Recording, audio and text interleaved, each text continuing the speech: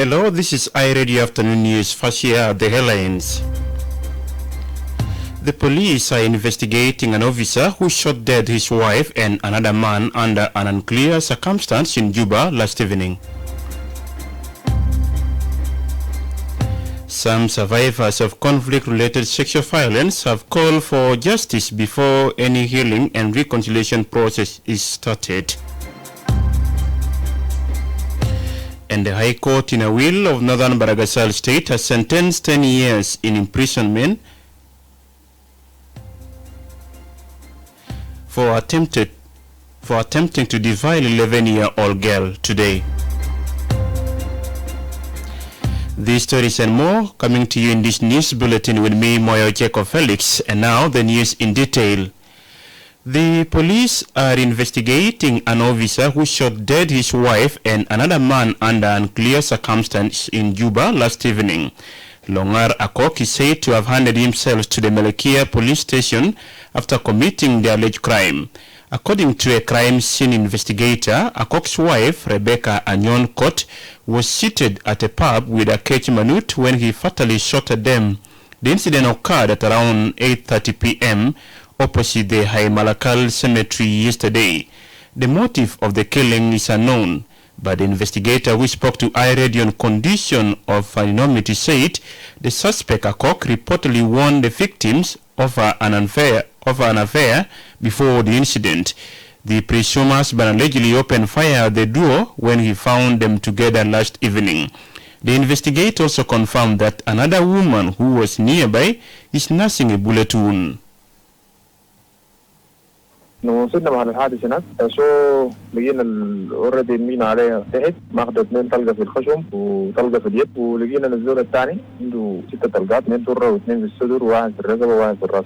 الزول الثالثه دي برضه ضربت لازمه كثير في كشف المستشفى. ومهم المعلومات بتقول انه بس انه حذر الراجل ده من المرض لانه مرته وعنده معه عيال. هذا السبب اللي خلى ابنه ذاته هو جاي يتهور لما هو جاي ينتظرهم لغايه ما يجوا ونزلوا من العربيه. هم جايين خاشين على محل الديسكو فهو قام نزل من عربيته هو قام ضربه بما فت 6 طلقات ودي 3 وديك الباقي كله يعني حتى الفد بكسره. ومشى يعني في النهايه مشى سلم نفسه شغال في القوات النظاميه جهاز الامن سلم نفسه وقاعد التراجيس هنا. جت روايه الحدث امبارح المشوا المشرحه ودي في المستشفى.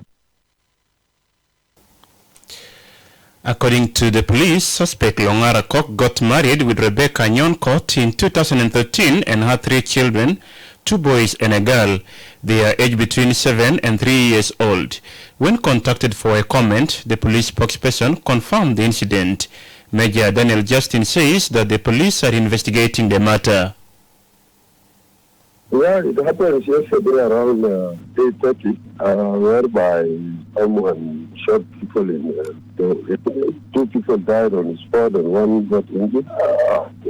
So I'm confirming this has happened at around 8:50. The motive behind the killing is not yet established, so that we are still investigating. We have opened a case and it is in place. Justin said the unnamed injured woman has been admitted but is in critical condition. Some survivors of conflict-related sexual violence have called for justice before any healing and reconciliation process is started.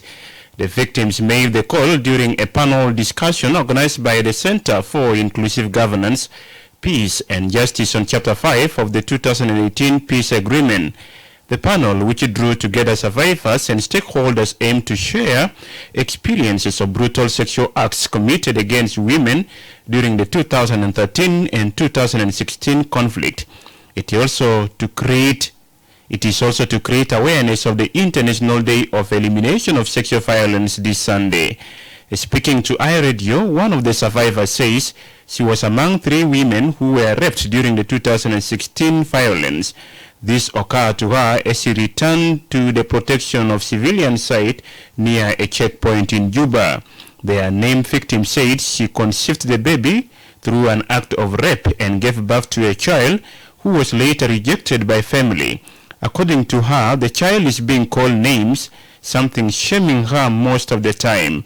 The survivor is now appealing for justice if she is to heal and reconcile with her perpetrator.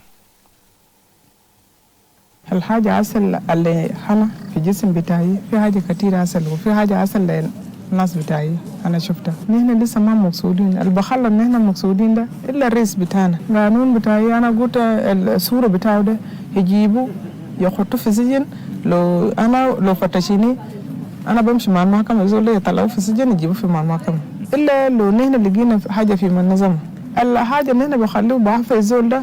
إلا الزول اللي كان عمل حاجة ده هو جانا شخصي وبيتكلم بيقول هاي كلام ده يوم ده أنا عملته معلش. لو قال لي إيه معلش أنا بعفي. لكن لو ما جا شخصي وما قال لي إيه معلش وابا كلام ده ما بعفيه.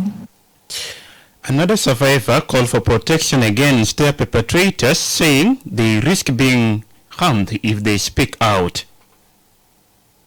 We need, on one hand, arrangement for testifying should also be possible. Point number 3 is staff should be trauma training so that they are able to support traumatized individuals.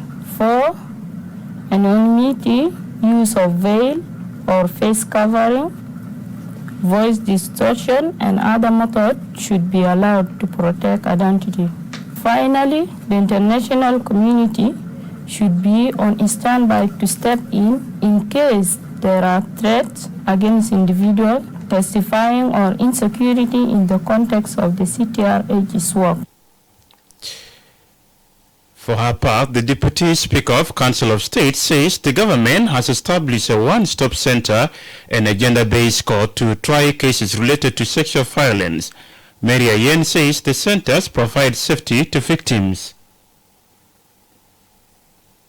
The government has established also the gender-based violence court that is here in Juba, and number of facilities related to in address to this issue like one-stop centers, safe home, and mobile courts also were ordered by the government also to move around in the states and administrative area in response to reach out to the survivors and to try also to bring in the perpetrators to book.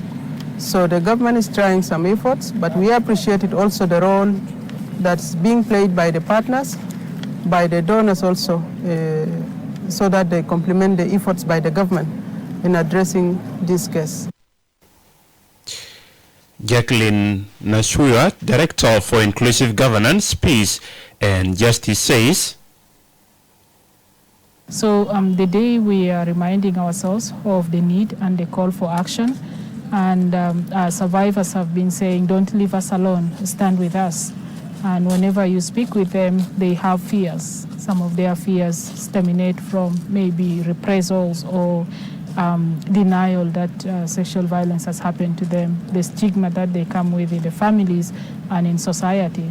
So society needs to stand with them. It's not their fault, but they found themselves in that situation, but we need to see how we can be able to support them, to accept it and to move on.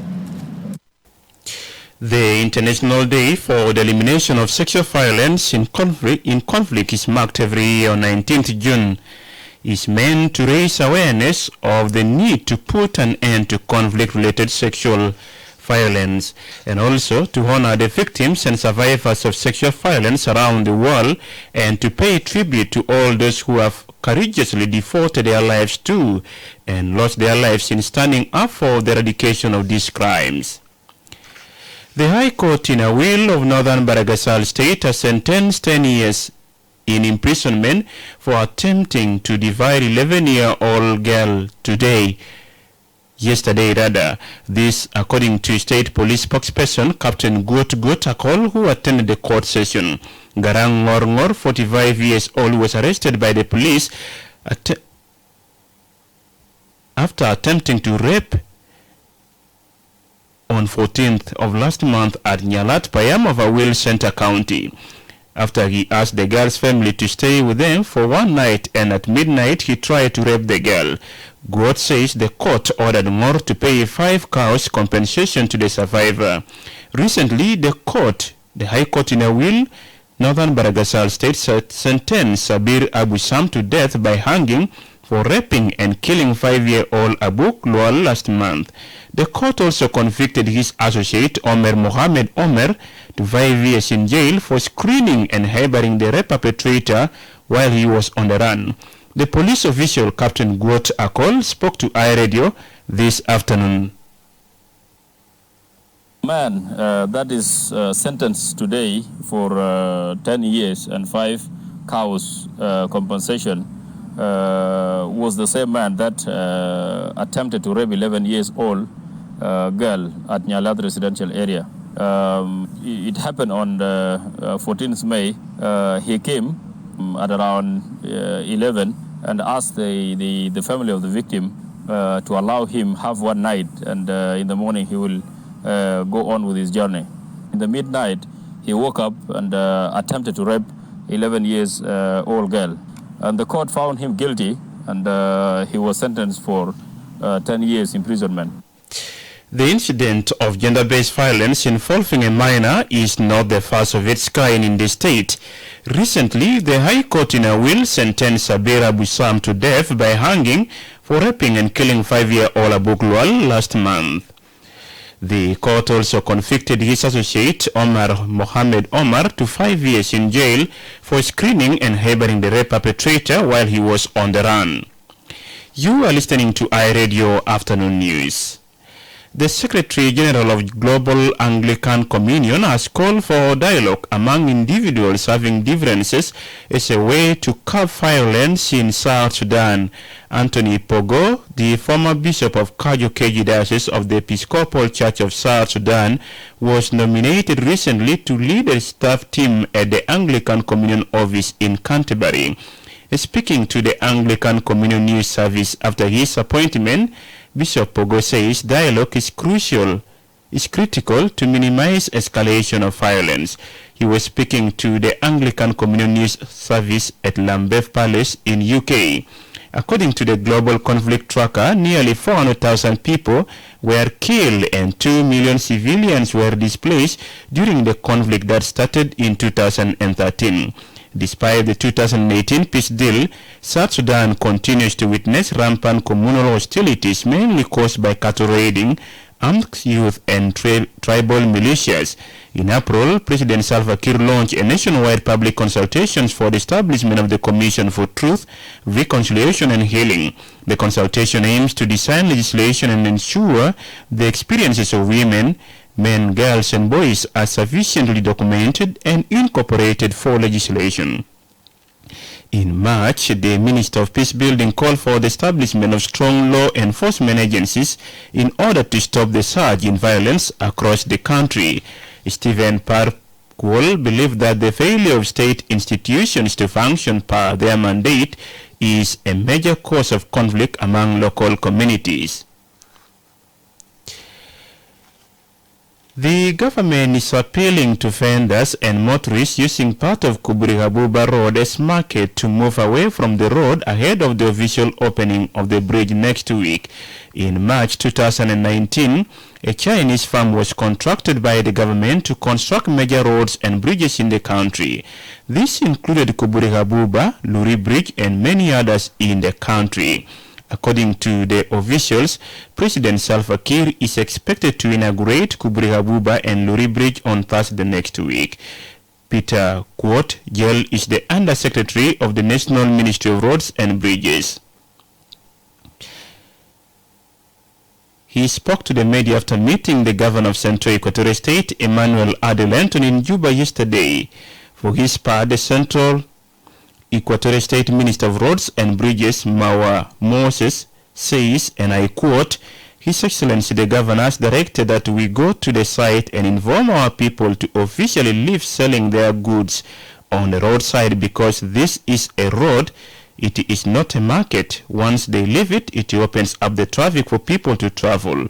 Also today, we are going to make sure that the bridge will be open for public use, and this will benefit all the people in Juba City, Juba County, and South Sudan as a whole. End of quote. Once open, the bridge will reduce traffic congestion and fasten movement along this road. You are listening to iRadio Afternoon News, and now